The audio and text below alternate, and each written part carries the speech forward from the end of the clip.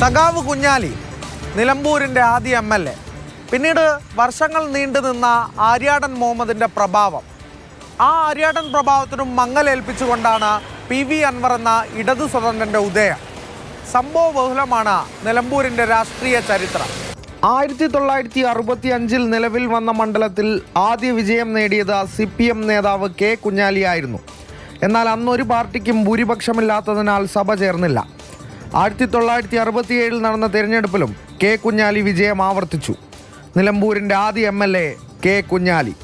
1969 കുഞ്ഞാലി വെടിയേറ്റ് കൊല്ലപ്പെട്ടതിനെ തുടർന്ന് 1970 നടന്ന ഉപതെരഞ്ഞെടുപ്പിൽ ഇന്ത്യൻ നാഷണൽ കോൺഗ്രസിൻ്റെ MP ഗംഗാധരൻ മണ്ഡലത്തിൽ നിന്ന് നിയമസഭയിലെത്തി. സഖാവ് കുഞ്ഞാലി കൊല്ലപ്പെട്ടതിന് പിന്നാലെ ആര്യാടൻ മുഹമ്മദിനെ പ്രതിരോധത്തിലാക്കുന്ന ആരോപണം ഉന്നയിച്ച അതേ CPM പ്രവർത്തകർ തന്നെ പിന്നെ 1982 ആര്യാടന് വേണ്ടി മുദ്രാവാക്യമുയർത്തിയതും മറ്റൊരു രാഷ്ട്രീയ ചരിത്രം. മണ്ഡലത്തിൽ ഏറ്റവും കുറഞ്ഞ കാലയളവിൽ MLA ആയ C. ഹരിദാസ് 1977 ആര്യാടൻ മുഹമ്മദിന് നിയമസഭാംഗമാകാൻ വഴിമാറിക്കൊടുത്തു. അന്ന് നടന്ന ഉപതെരഞ്ഞെടുപ്പിൽ ആര്യാടൻ മുഹമ്മദ് വിജയിച്ചു കയറി.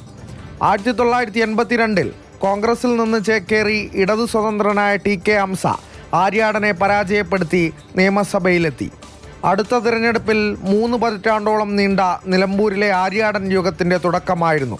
1987 മുതൽ 2016 വരെ ആര്യാടൻ മുഹമ്മദ് മണ്ഡലത്തെ പ്രതിനിധീകരിച്ചു.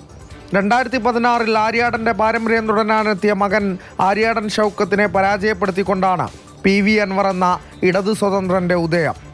11,504 വോട്ടുകൾക്കായിരുന്നു അൻവറിൻ്റെ വിജയം. 2021 ഭൂരിപക്ഷം 2,700 കുറഞ്ഞെങ്കിലും മണ്ഡലം അൻവർ നിലനിർത്തി. അന്ന് കോൺഗ്രസ് സ്ഥാനാർത്ഥിയായിരുന്ന VV പ്രകാശ് തിരഞ്ഞെടുപ്പ് ഫലം വരുന്നതിന് ദിവസങ്ങൾക്ക് മുമ്പ് അന്തരിച്ചു. ഇടതുപക്ഷത്തിന് മണ്ഡലം തിരിച്ചു പിടിച്ചു കൊടുത്ത അതേ അൻവർ തന്നെ വീണ്ടും നിലമ്പൂരിൽ പോരാട്ടത്തിന് കളമൊരുക്കിയിരിക്കുന്നു. നിലമ്പൂരിലേത് PV അൻവറിൻ്റെ കൂടി വിധിയെഴുത്താകും. നിലമ്പൂർ ഒരു വലിയ ചോദ്യത്തിന് ഉത്തരം തേടുകയാണ്.